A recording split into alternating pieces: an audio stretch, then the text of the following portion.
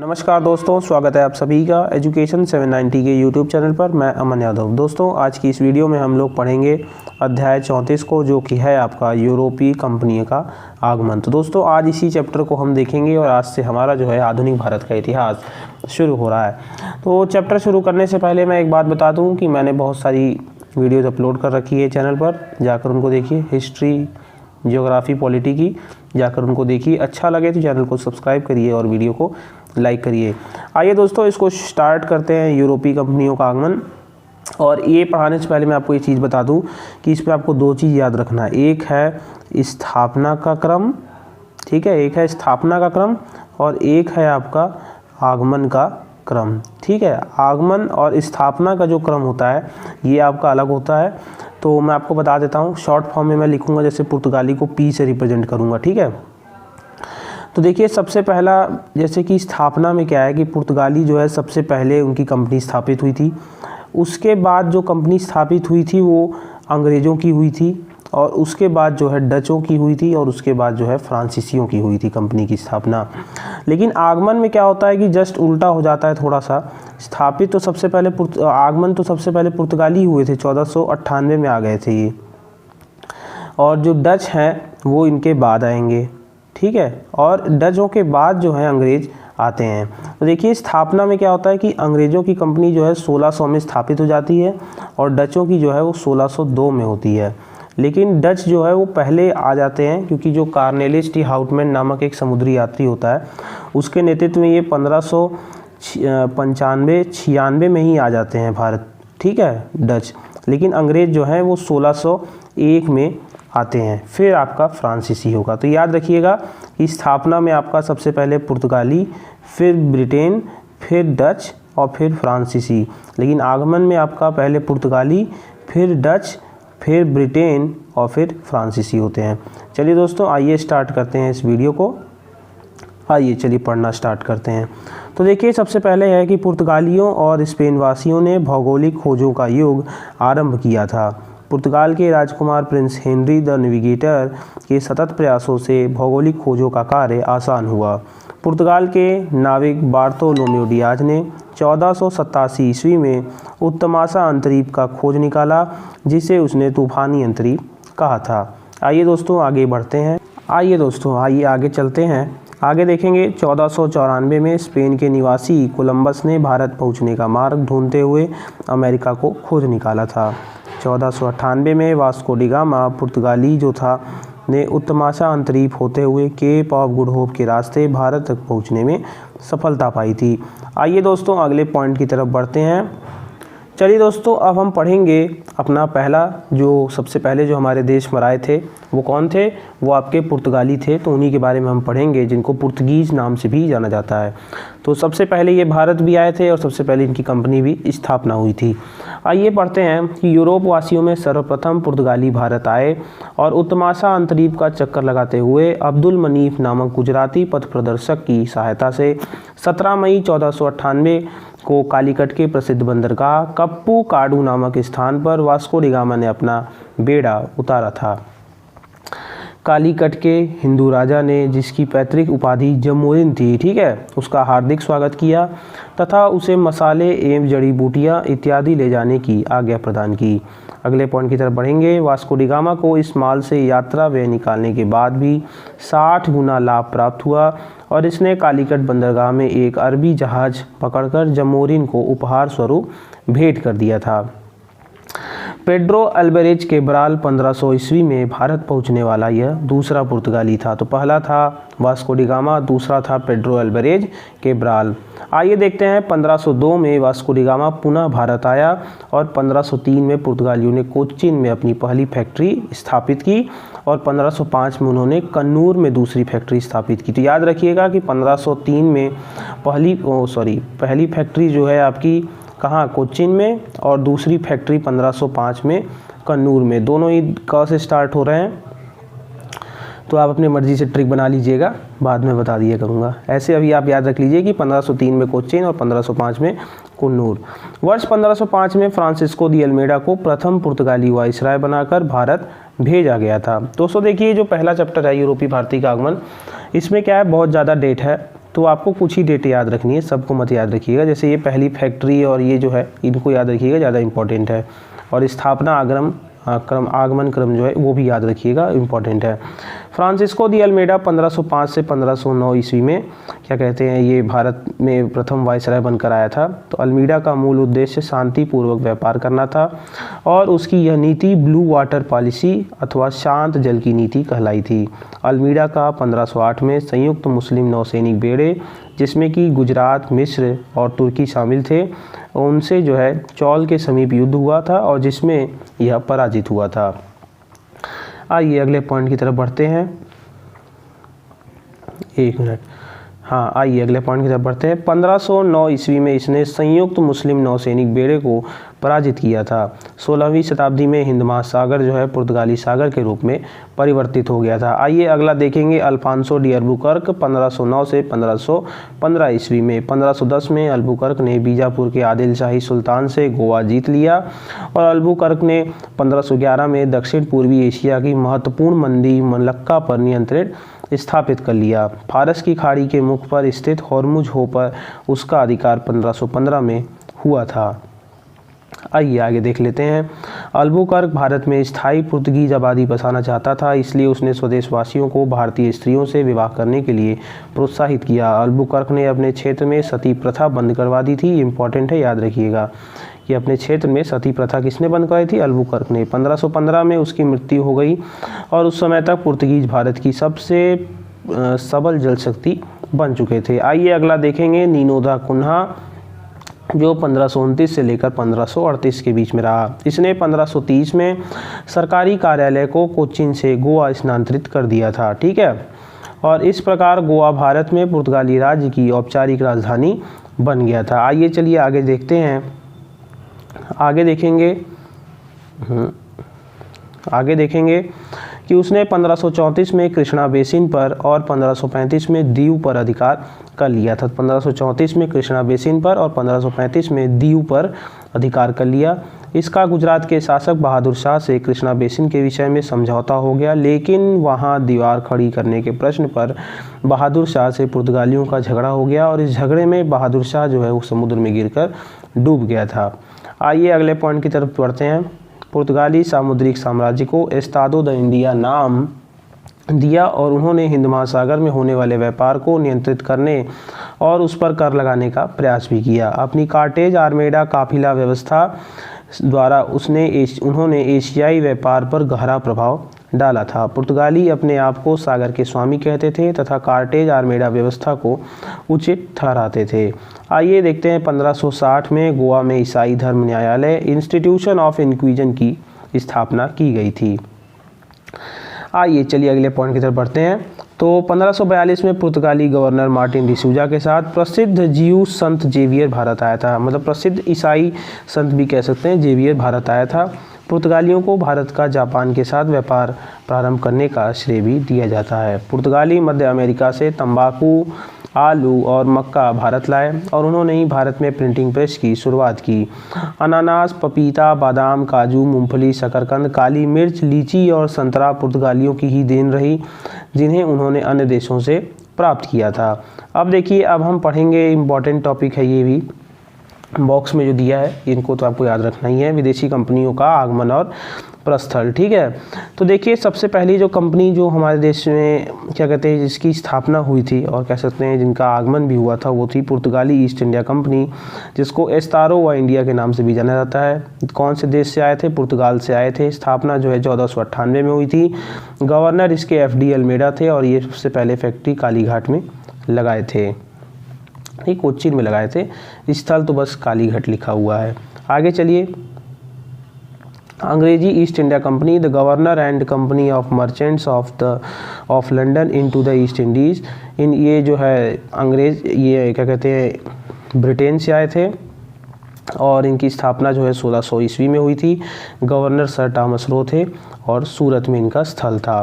Dutch east India company जो थी वो डच से आई थी। ठीक है, 1602 में इनकी स्थापना हुई थी और गवर्नर थे विनरिचो और इनका स्थल जो था वो मसूलीपट्टनम था। फ्रांसीसी और डेनिश ईस्ट इंडिया कंपनी जो थी वो डेनिश से आई थी और स्थापना जो है 1616 ईस्वी में हुई थी और इसके गवर्नर जो थे दहस्तमान और क्या कहते हैं स्थल था सूतानाती। तो आपको ज़्यादातर ये डेनिश वाला पॉइंट आपको याद नहीं भी रखना है, तब भी काम बन जाएगा, बाकी याद रखना है तो रख लीजिए।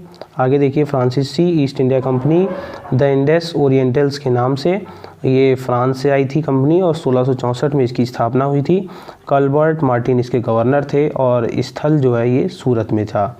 आइए देखिए स्वीडिश लास्ट कंपनी थी जो सबसे बाद में आई थी, स्वीडिश ईस्ट इंडिया कंपनी, और स्वीडिश से आई थी ये 1731 में। विलियम यूसेलिक्स इसके क्या कहते हैं स्थापक थे, कैसे गवर्नर थे, और जो गोहनबर्ग में इसका स्थल है। आगे देखिए कंपनियों का भारत में स्थापना का क्रम होगा, यहाँ पे आगमन नहीं, स्थापना का क्रम, ठीक है।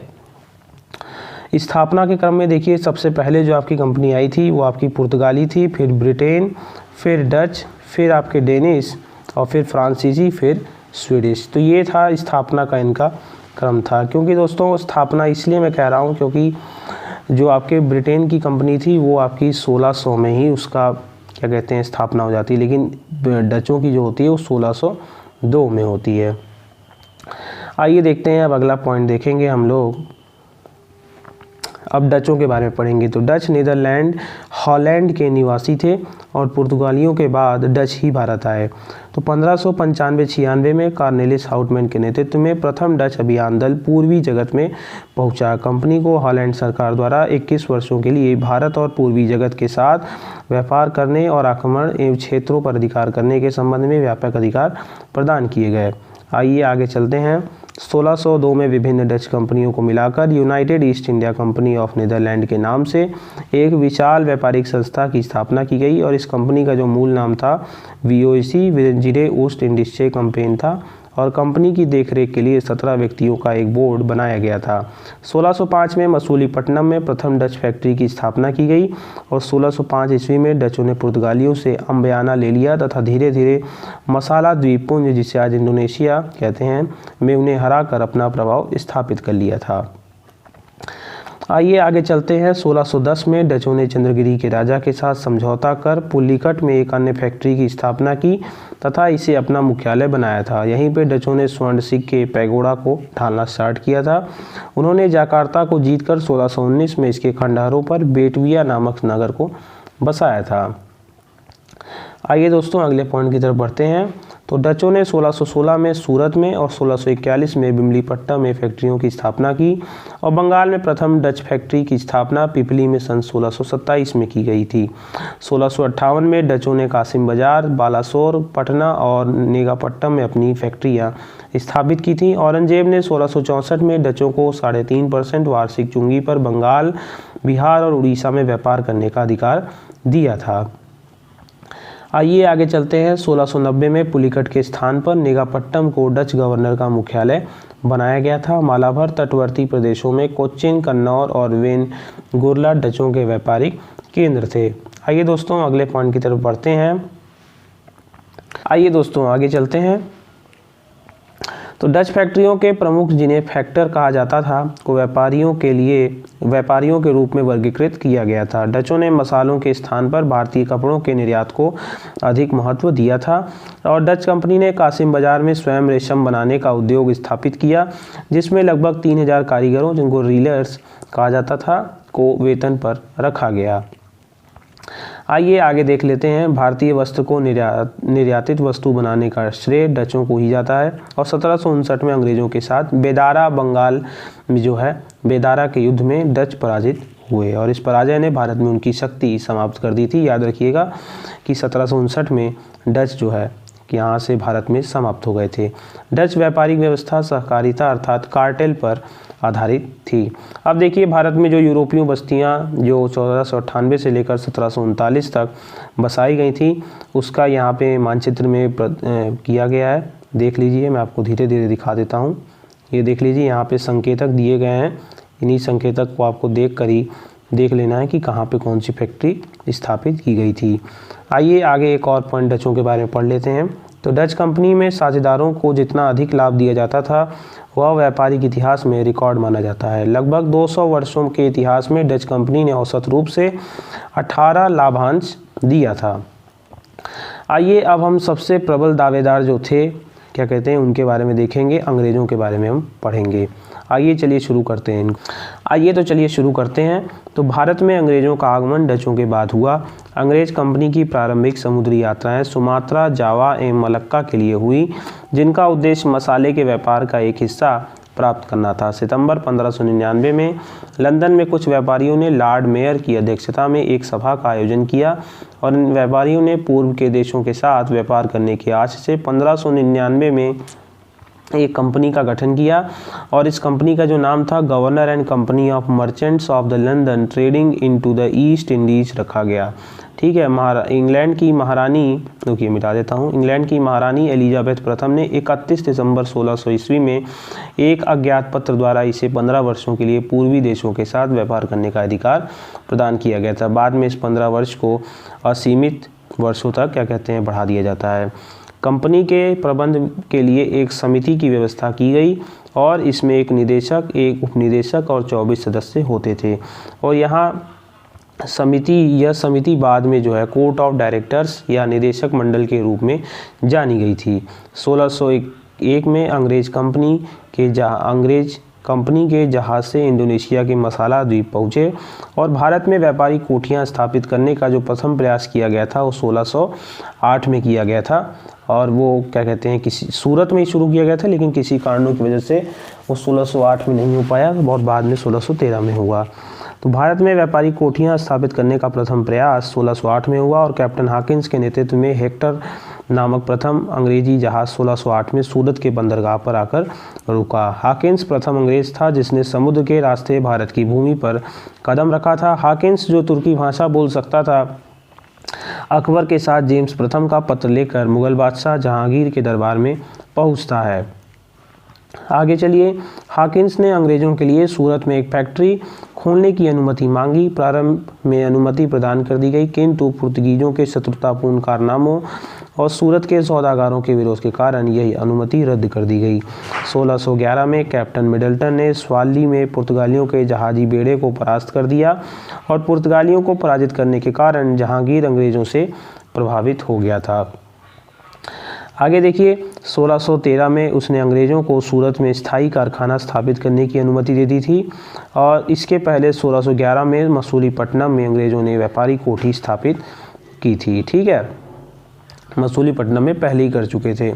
आइए देखते हैं आगे। यह गोलकुंडा राज्य का मुख्य बंदरगाह था। यहाँ से अंग्रेज स्थानीय सूती वस्त्रों को खरीदकर फसाए या बेंटन भेजते थे। ठीक है।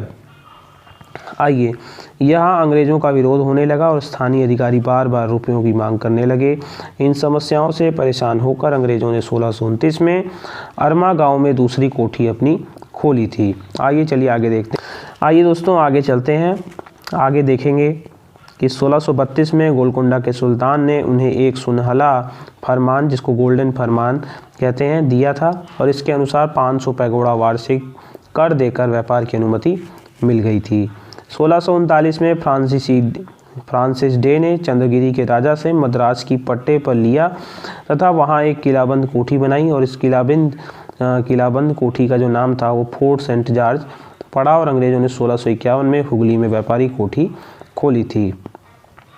आइए अगले पॉइंट की तरफ बढ़ते हैं। 1615 में सर टॉमस रो जहांगीर के दरबार में आया और 1661 में इंग्लैंड के राजा चार्ल्स द्वितीय का विवाह पुर्तगाली राजकुमारी कैथरीन ऑफ बेगिंजा के साथ हुआ और इस अवसर पर पुर्तगालियों ने चार्ल्स को दहेज के रूप में बम्बई द्वीप प्रदान किया था।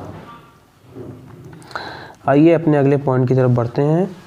1668 में राजकुमार चार्ल्स द्वितीय ने बम्बई को 10 पाउंड के वार्षिक किराए पर कंपनी को सौंप दिया और 1669 से 1677 तक बम्बई का गवर्नर गेराल्ड आंगियर ही वास्तव में बम्बई का संस्थापक था। हुगली के बाद अंग्रेज़ों ने कासिम बाजार, पटना और राजमहल में अपने कारखाने स्थापित किए।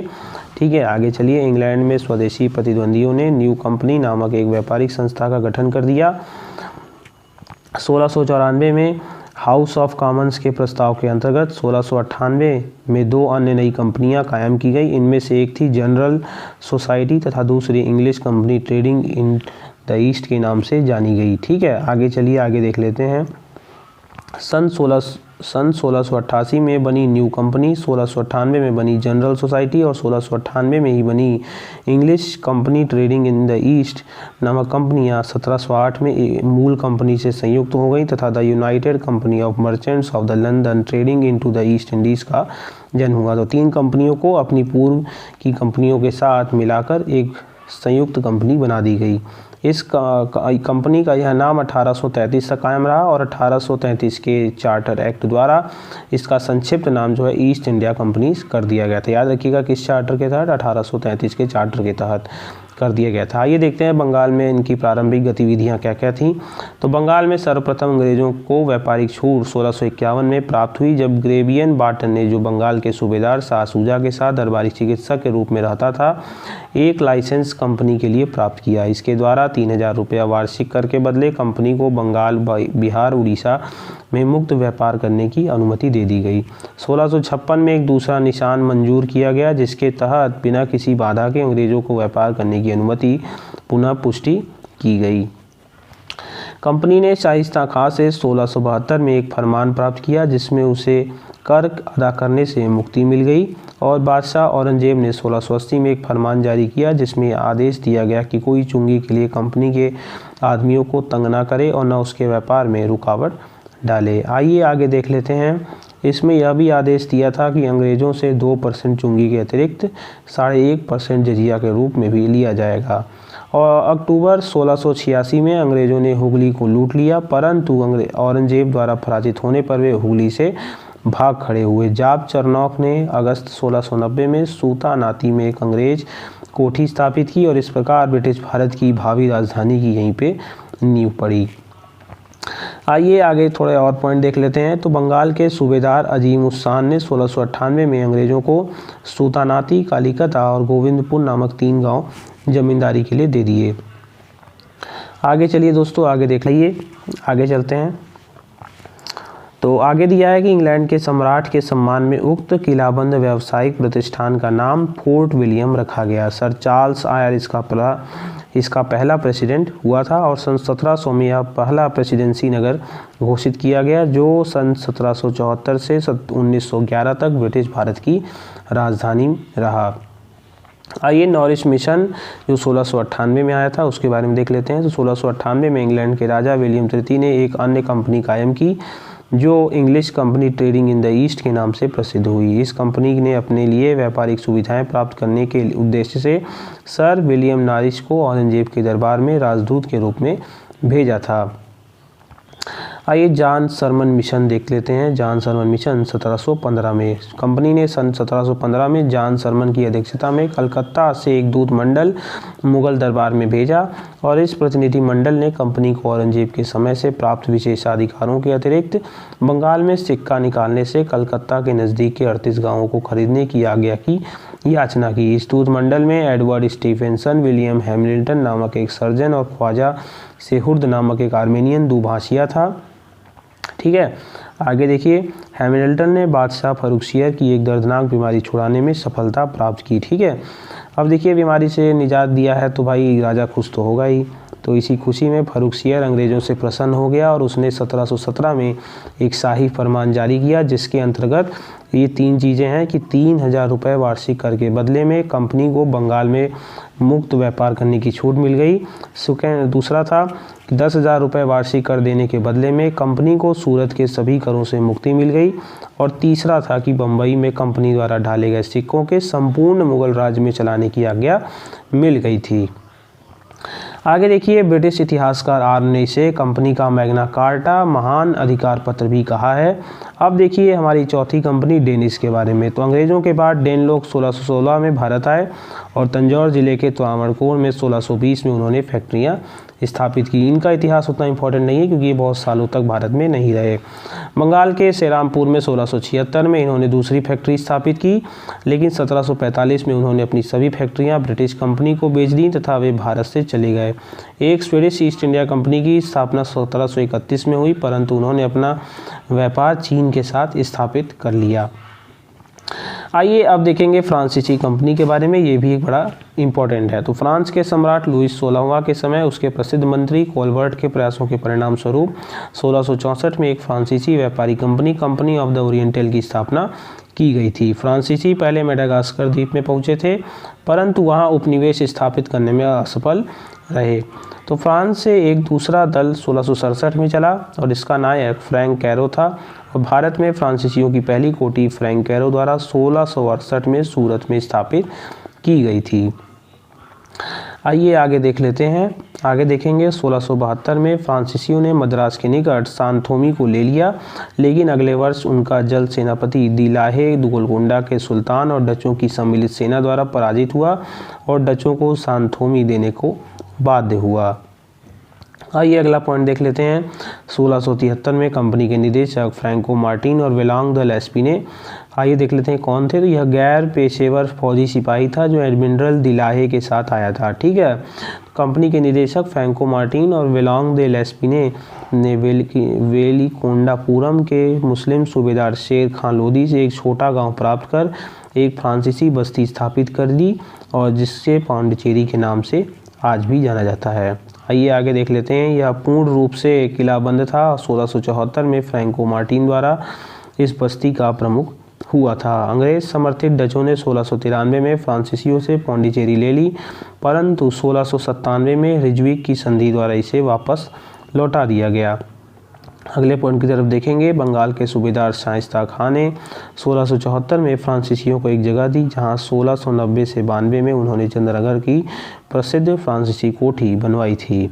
आइए आगे देख लेते हैं। लास्ट पॉइंट है इस चैप्टर का।